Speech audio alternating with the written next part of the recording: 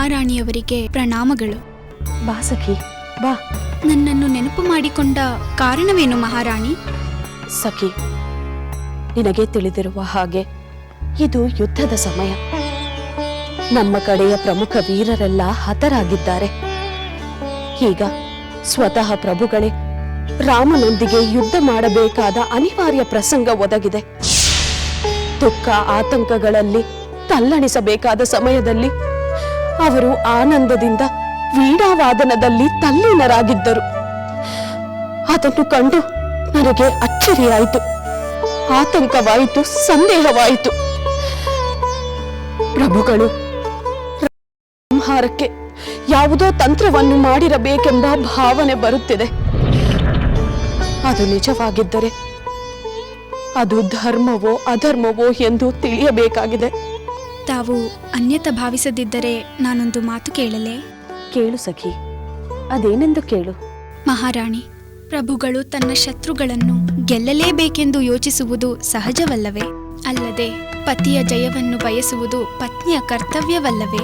ನಿಜ ಸಖಿ, ನಿನ್ನ ಮಾತು ನಿಜ. ಸತಿಯಾದವಳು ಪತಿಯ ಜಯವನ್ನು ಬಯಸಬೇಕು, ಅದು ಕರ್ತವ್ಯ. ಅದರಂತೆ ಪತಿ ಅಧರ್ಮದಿಂದ ನಡೆಯುತ್ತಿದ್ದರೆ ಅವನನ್ನು ಧರ್ಮದ ದಾರಿಯಲ್ಲಿ ನಡೆಯುವಂತೆ ಮಾಡುವುದು ಸತಿಯ ಕರ್ತವ್ಯವಲ್ಲವೇ? ಇಂದ್ರಜಿತು ಮರಣ ಹೊಂದಿದಾಗ ರೋಷದಿಂದ ಪ್ರಭುಗಳು ಸೀತೆಯನ್ನು ಹತ್ಯೆ ಮಾಡಲು ಹೊರಟಿದ್ದರು. ಸ್ತ್ರೀ ಹತ್ಯೆಯಂತ ಮಹಾಪಾಪ ಕಾರ್ಯವನ್ನು ಮಾಡಲಿ ಎಂದು ಸುಮ್ಮನಿರಬೇಕಾಗಿತ್ತೆ? ನೀನೇ ಹೇಳು. ಇಲ್ಲ ಮಹಾರಾಣಿ, ಸ್ತ್ರೀ ಹತ್ಯೆ ಮಹಾಪಾಪ. ಅದನ್ನು ತಪ್ಪಿಸಲು ಪ್ರಯತ್ನಿಸಲೇಬೇಕು. ಈಗಲೂ ಅಂತಹ ಅಧರ್ಮ ಕಾರ್ಯ ನನ್ನ ಪತಿಯಿಂದ ನಡೆಯಬಾರದು ಎಂದು ನಾನು ಬಯಸುತ್ತಿದ್ದೇನೆ. ಈಗ ನೀನು ಹೀಗೆ ಮಾಡು. ಅವರ ಜೊತೆಗೆ ಅವರು ಯಾವ ತಂತ್ರವನ್ನು ಹೂಡಿದ್ದಾರೆಂದು ಕಂಡುಹಿಡಿದು ನೀನು ಬಂದು ನನಗೆ ಹೇಳು. ನಂತರ ಏನು ಮಾಡಬಹುದೆಂದು ನೋಡೋಣ. ಹಾಗೆ ಆಗಲಿ ಮಹಾರಾಣಿ.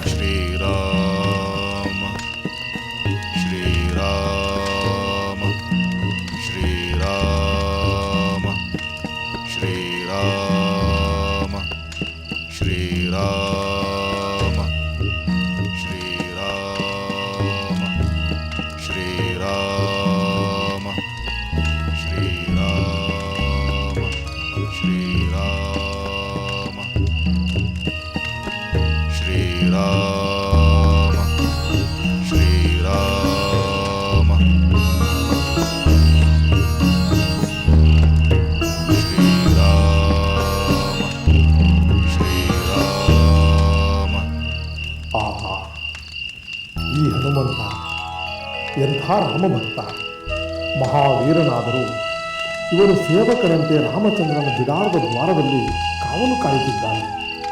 ಇವನನ್ನು ಎಚ್ಚರಗೊಳಿಸಿ ಇವನ ಧ್ಯಾನಕ್ಕೆ ಭಂಗ ತರುವುದಿಲ್ಲ. ನಾನು ರಾಮನ ಬಳಿಗೆ ಹೋಗಿ ಮಾತನಾಡಿ ಹೋಗುತ್ತೇನೆ.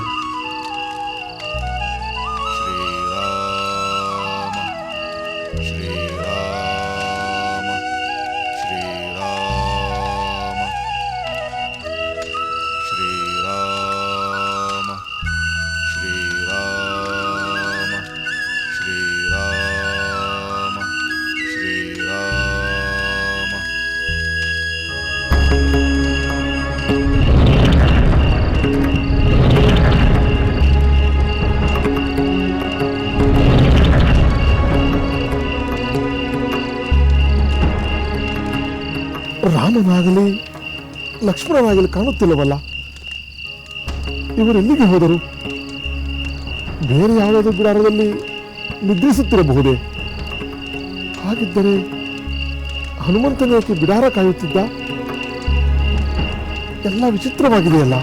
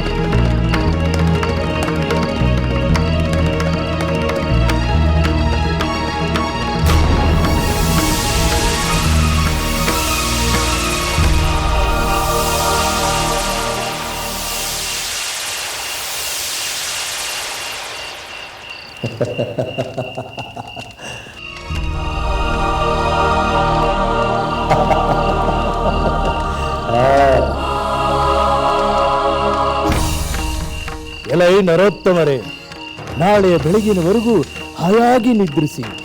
ನಾಳೆ ಸೂರ್ಯೋದಯವಾದ ನಂತರ ನನ್ನ ಆರಾಧ್ಯ ದೈವವಾದ ಕಂಕಣ ದೇವಿಗೆ ಬಲಿಯಾಗಿ ಚಿರನಿದ್ರೆಯನ್ನು ಪಡೆಯುವಿರಿ.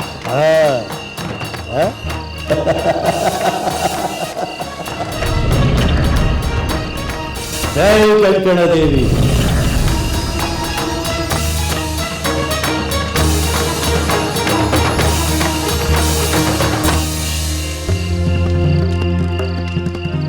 ನನ್ನ ಸಹೋದರ ಐರಾವಣ ದೇವಿಗೆ ಬಲಿ ಕೊಡಲು ಯಾರೋ ಮಾನವರನ್ನು ಭೂಲೋಕದಿಂದ ತಂದಿರುವಂತಿದೆಯಲ್ಲ. ಹಾಗಾದರೆ ಇವರನ್ನು ಬಲಿ ಕೊಟ್ಟು ನನ್ನ ಪುತ್ರನನ್ನು ಬಿಡುಗಡೆ ಮಾಡುತ್ತಾನೆಯೇ? ಹಾಗಾದರೆ ಅದು ನನ್ನ ಅದೃಷ್ಟ. ಹೌದು, ಇದಕ್ಕಿಂತ ಸಂತೋಷದ ವಿಷಯ ಬೇರೆ ಯಾವುದಿದೆ? ಅಣ್ಣನನ್ನು ಕೇಳಿ ಈ ವಿಚಾರವನ್ನು ತಿಳಿದುಕೊಳ್ಳಬೇಕು.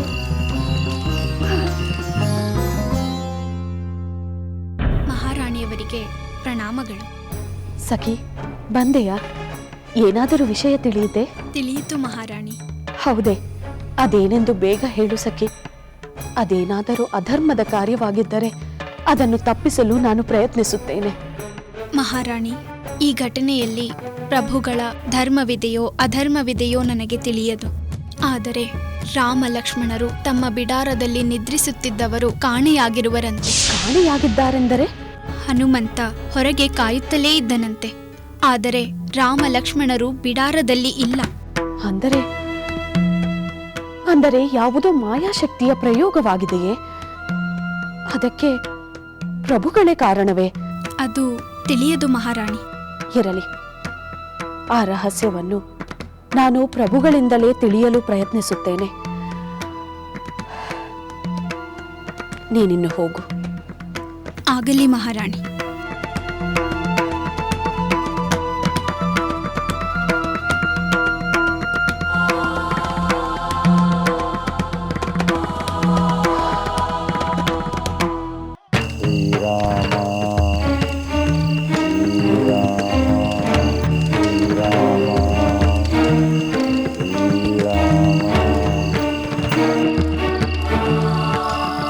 ಆಂಜನೇಯ, ಹನುಮಂತ, ಎಚ್ಚರವಾಗು, ಎಚ್ಚರವಾಗು ಹನುಮಂತ.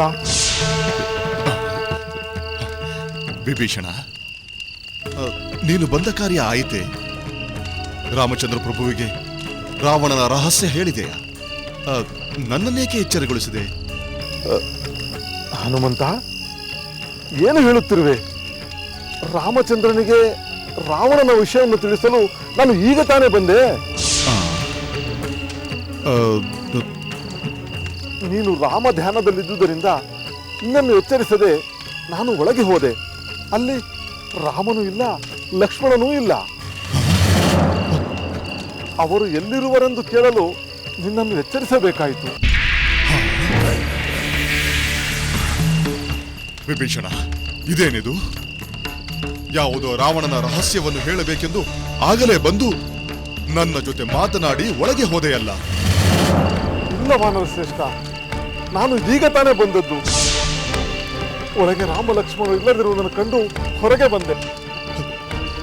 ನಿಜವಾಗಲೂ ಒಳಗೆ ರಾಮ ಲಕ್ಷ್ಮಣರು ಇಲ್ಲವೇ? ಇಲ್ಲ ಹನುಮಂತ, ಅವರೆಲ್ಲಿಗೆ ಹೋದರು?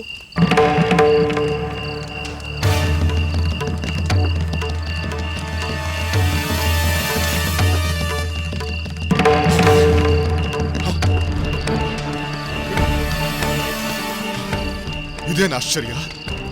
ನಾನು ರಾಮ ಲಕ್ಷ್ಮಣರ ಜೊತೆ ಮಾತನಾಡಿದ ಮೇಲೆ ಅವರು ಬಂದು ಇಲ್ಲೇ ಮಲಗಿದರು. ಸ್ವಲ್ಪ ಹೊತ್ತಿನ ನಂತರ ನೀನು ಬಂದು ಮಾತನಾಡಿ ಒಳಗೆ ಬಂದೆ.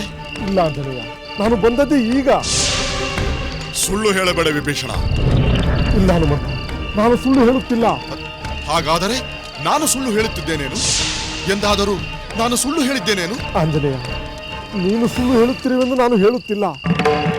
ನಾನು ಸುಳ್ಳು ಹೇಳುತ್ತಿಲ್ಲ ಎಂಬುದನ್ನು ನಂಬಿಸುತ್ತಿದ್ದೇನೆ. ರಾಮ ಲಕ್ಷ್ಮಣರು ಇಲ್ಲಿ ಹೇಗೆ ಸಾಧ್ಯ?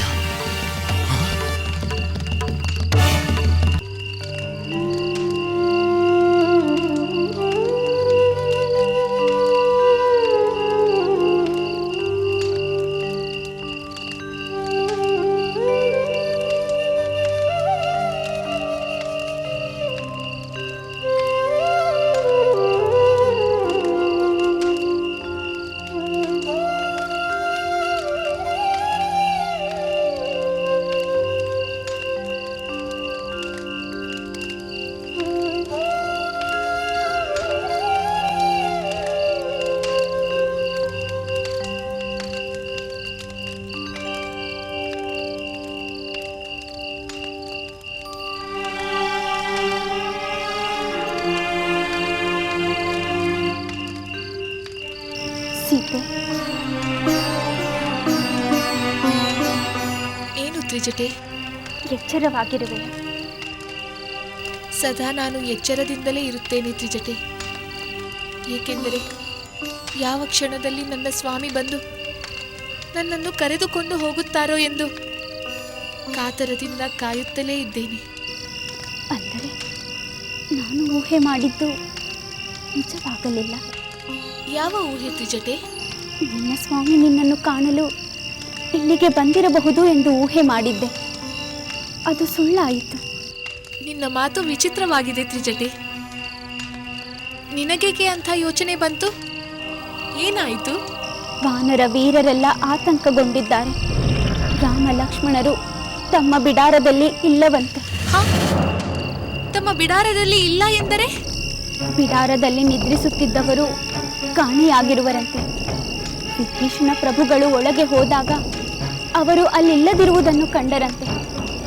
ನನ್ನನ್ನು ನೋಡುವ ಆಸೆಯಿಂದ ಅವರು ಇಲ್ಲಿಗೆ ಬಂದಿರಬಹುದೇ ಎಂದು ಊಹೆ ಮಾಡಿ ನಾನು ಇಲ್ಲಿಗೆ ಬಂದೆ. ಅಯ್ಯೋ, ಇನ್ನೊಂದು ಹೊಸ ಸಂಕಟ ಪ್ರಾಪ್ತವಾಯಿತಲ್ಲ. ರಾವಣನ ವಧೆಯಾಗದೆ ನನ್ನ ಸ್ವಾಮಿ ನನ್ನನ್ನು ನೋಡಲು ಬರುವುದಿಲ್ಲ. ಯಾವುದೋ ರಾಕ್ಷಸ ಮಾಯೆ ಅವರನ್ನು ಮರೆ ಮಾಡಿರಬೇಕು. ಎಲ್ಲಿ ಹೋದರು, ಏನಾದರೂ ನಾನು ಹೇಗೆ ತಿಳಿಯಲಿ ತ್ರಿಜನ್ಯೆ? ದುಃಖಿಸಬೇಡ ಸೀತೆ, ನಾನು ಬೇಗನೆ ಎಲ್ಲವನ್ನು ತಿಳಿದು ಬಂದು ಹೇಳುತ್ತೇನೆ. ನೀನು ಸಮಾಧಾನವಾಗಿರು.